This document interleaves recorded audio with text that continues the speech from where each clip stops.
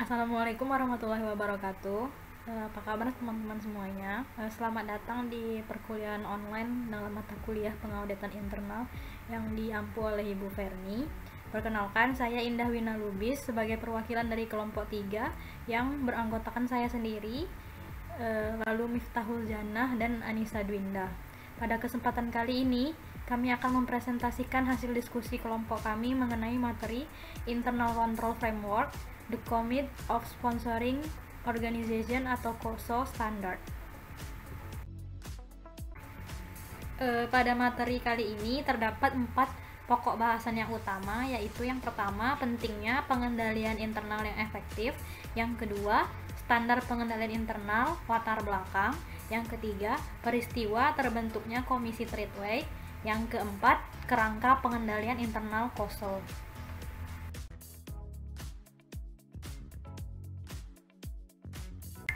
Baiklah, kita masuk pada pembahasan pertama, yaitu pentingnya pengendalian internal yang efektif.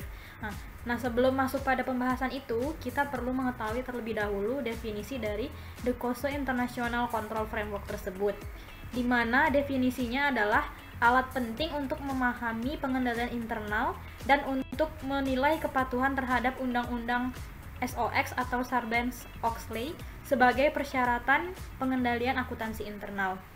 Nah, definisi pengendalian internal menurut COSO ini adalah suatu proses yang dijalankan oleh Dewan Direksi, Manajemen, dan Staf untuk membuat reasonable assurance mengenai yang pertama itu efektivitas dan efisiensi operasional, yang kedua reliabilitas pelaporan keuangan, yang ketiga kepatuhan atas hukum dan peraturan yang berlaku. Pentingnya pengendalian internal yang efektif itu adalah di mana pengendalian internal itu salah satu konsep yang paling penting dan mendasar untuk bisnis profesional di semua tingkatan. Karena perusahaan yang efektif itu adalah perusahaan yang dapat membantu manajemen perusahaan untuk meningkatkan kepatuhan perusahaan terhadap ketentuan dan peraturan perundang-undangan yang berlaku, sehingga menjamin tersedianya laporan keuangan dan laporan manajemen yang benar, lengkap, tepat waktu, dan memenuhi efisiensi serta efektivitas dari kegiatan usaha perusahaan.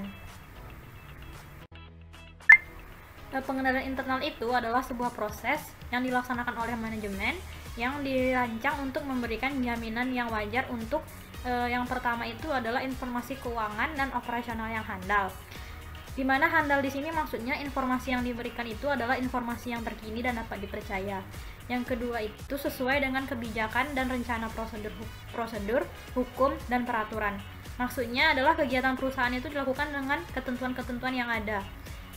Yang ketiga adalah pengamanan aset.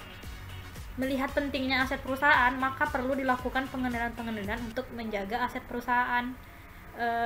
Yang keempat itu efisiensi operasional, yaitu mengukur rasio antara output yang diperoleh dari bisnis dan input untuk menjalankan operasi bisnis. Kemudian yang kelima itu pencapaian misi didirikan, tujuan dan sasaran operasi perusahaan dan program, apakah itu semua tercapai. Yang keenam itu integritas dan nilai-nilai etika, yaitu apakah dalam operasional perusahaan ini integritas dan nilai-nilai etika itu terpenuhi.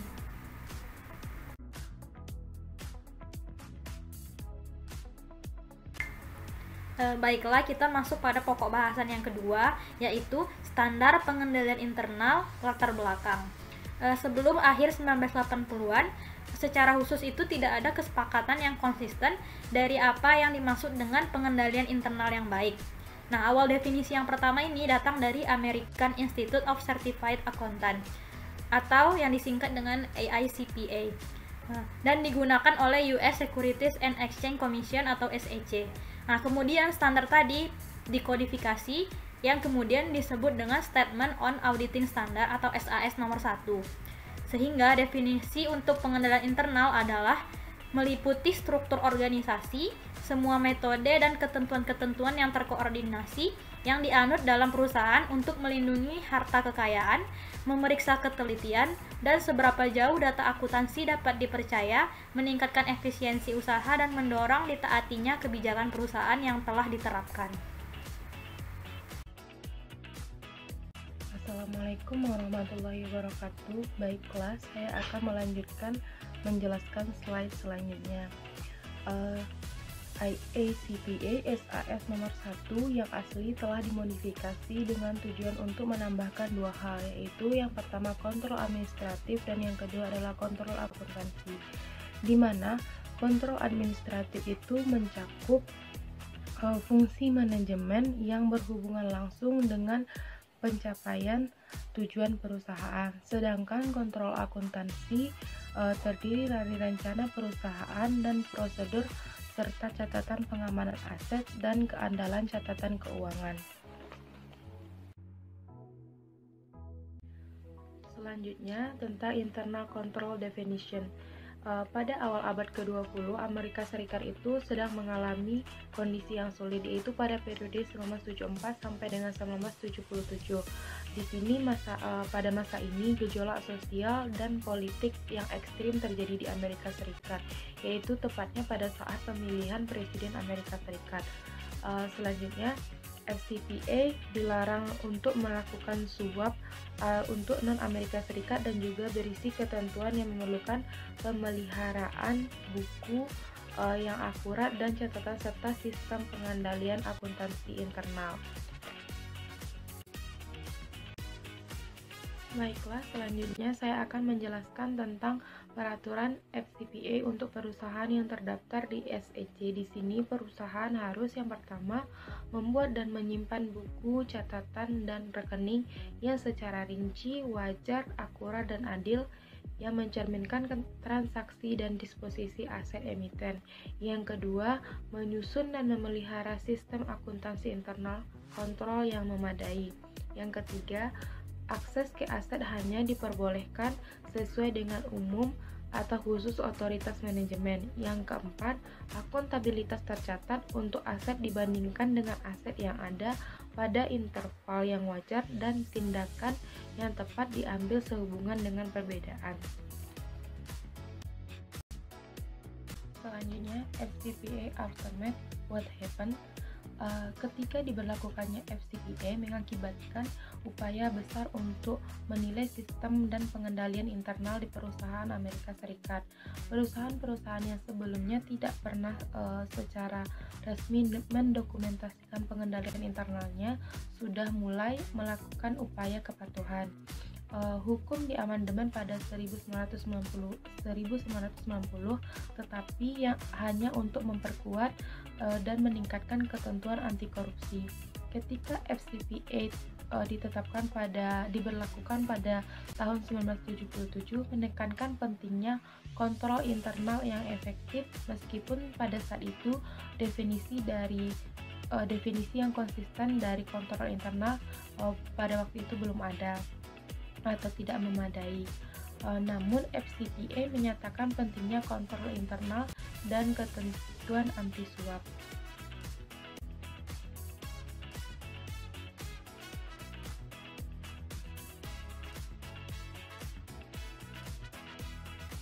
Peristiwa terbentuknya Komisi Streetway.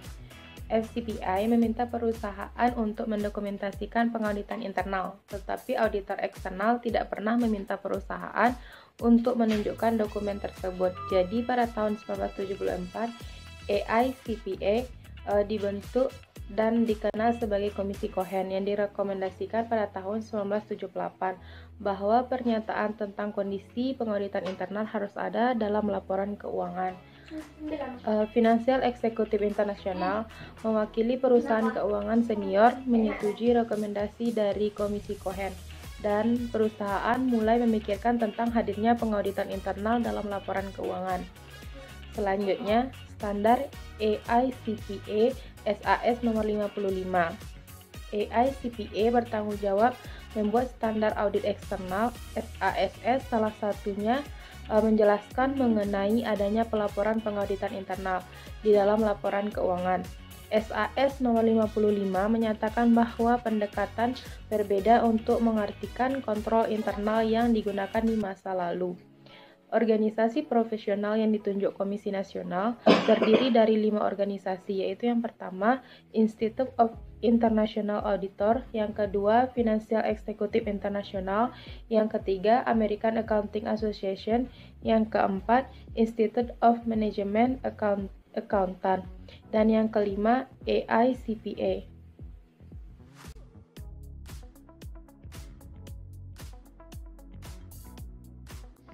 Kerangka pengendalian internal COSO terdiri dari 5 level pengendalian internal, yaitu yang pertama lingkungan pengendalian, yang kedua penilaian risiko, yang ketiga aktivitas pengendalian, yang keempat informasi dan komunikasi, yang kelima monitoring. Yang selanjutnya akan dijelaskan oleh rekan saya Miftahul Jannah. Level yang pertama itu lingkungan pengendalian, di mana di situ ada integritas dan kode etik. Kode etik menjelaskan aturan perilaku etis. Di sini manajemen berperan menyampaikan kepada seluruh perusahaan untuk menghindari terjadinya kontrol yang tidak efektif seperti menyembunyikan kinerja yang buruk serta mencuri. Lalu ada desentralisasi tinggi menyebabkan manajemen tidak menyadari tindakan yang terjadi di perusahaan yang lebih rendah. Hukuman yang tidak signifikan, jadi nggak bisa mencegah perilaku yang buruk. Lalu di situ ada juga komitmen terhadap kompetensi. Tetap tingkatkan kebutuhan kompetensi untuk berbagai tugas dan menerjemahkannya ke tingkat pengetahuan dan keterampilan yang diperlukan. Lalu ada direksi dan komite audit.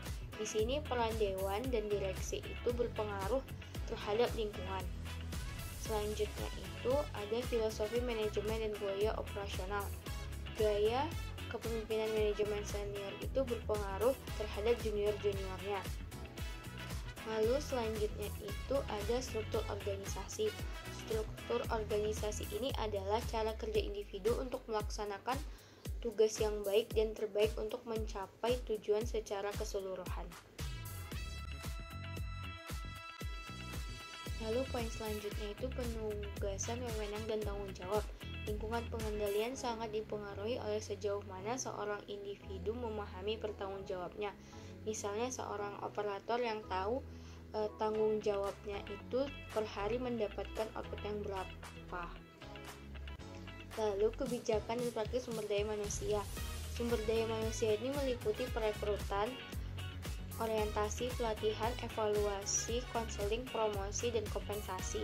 Fungsi SDM di sini ini adalah membuat kebijakan sebagai bahan bimbingan kepada karyawan mengenai kepatuhan, perilaku, etis, dan kompetensi. Lalu poin selanjutnya itu lingkungan pengendalian dalam perspektif OSO. Lingkungan pengendalian merupakan dasar yang kuat dalam membangun pengendalian internal yang kuat.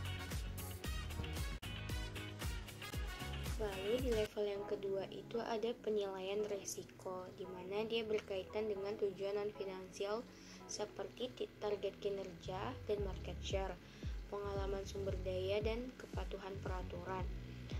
Penilaian risiko ini dilakukan dengan berbagai cara. Yang pertama, identifikasi risiko internal yang signifikan. Yang kedua, identifikasi risiko eksternal yang signifikan. Yang ketiga, mempersiapkan analisis risiko, dan yang keempat, pengaturan dalam risiko relevan. Baik, level ketiga dari pengendalian internal adalah prosedur pengendalian. Prosedur pengendalian ini membantu memastikan bahwa perintah manajemen telah dilaksanakan. Tahapan yang pertama adalah tingkatan proses pengendalian, di mana tingkatan proses pengendalian setiap perusahaan itu berbeda tergantung dengan kompleksitas perusahaan, yang terdiri dari yang pertama adalah hasil akhir yang diinginkan dari suatu pengendalian, yang kedua adalah penyesuaian yang dibutuhkan karena perubahan lingkungan pengendalian, yang ketiga adalah yaitu prediksi atau kondisi yang terjadi di masa datang. Lalu tahapan yang kedua adalah hubungan risiko dan pengendalian internal, di mana prosedur pengendalian ini ditetapkan untuk menstandarisasi proses kerja sehingga tercapainya tujuan perusahaan dan mencegah atau mendeteksi terjadinya kesalahan. Level yang keempat itu informasi dan komunikasi. Memberikan informasi dan mengkomunikasikan kepada seluruh organisasi untuk melaksanakan tugas dan tanggung jawab mereka demi tercapainya tujuan perusahaan.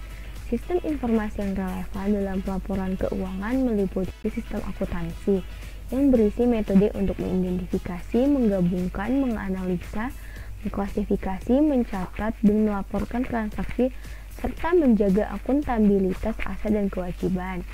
Komunikasi meliputi deskripsi tugas individu dan tanggung jawab yang berkaitan dengan struktur pengendalian internal dalam pelaporan keuangan. Auditor harus memperoleh pengetahuan memadai tentang sistem informasi yang relevan dengan pelaporan keuangan untuk memahami golongan transaksi dalam operasi entitas yang signifikan dengan laporan keuangan dan bagaimana transaksi tersebut dimulai. Level pengendalian internal yang kelima adalah pemantauan atau monitoring. Pemantauan adalah proses yang menentukan kinerja pengendalian internal berupa respon dari pihak berkepentingan yang dapat memberikan petunjuk tentang masalah atau bidang yang memerlukan perbaikan. Fokus internal poso itu yang pertama adalah fokus pengguna utamanya yaitu manajemen. Yang kedua, sudut pandang atas pengendalian internal adalah kesatuan beberapa proses secara umum. Yang ketiga, tujuan pengendalian internal adalah operasional sistem yang efektif dan efisien, pelaporan keuangan yang handal, serta kesesuaian dengan peraturan yang berlaku. Yang keempat, komponen yang tujuh adalah pengendalian atas lingkungan, manajemen risiko, pengawasan, serta pengendalian atas aktivitas informasi dan komunikasi. Yang kelima, fokus pengendalian dari ESAC adalah keseluruhan entitas. Yang keenam, evaluasi atas internal control ditujukan atas seberapa efektif pengendalian tersebut diterapkan dalam poin waktu tertentu. Yang ketujuh, pertanggungjawaban atas sistem pengendalian dari ESAC ditunjukkan kepada manajemen.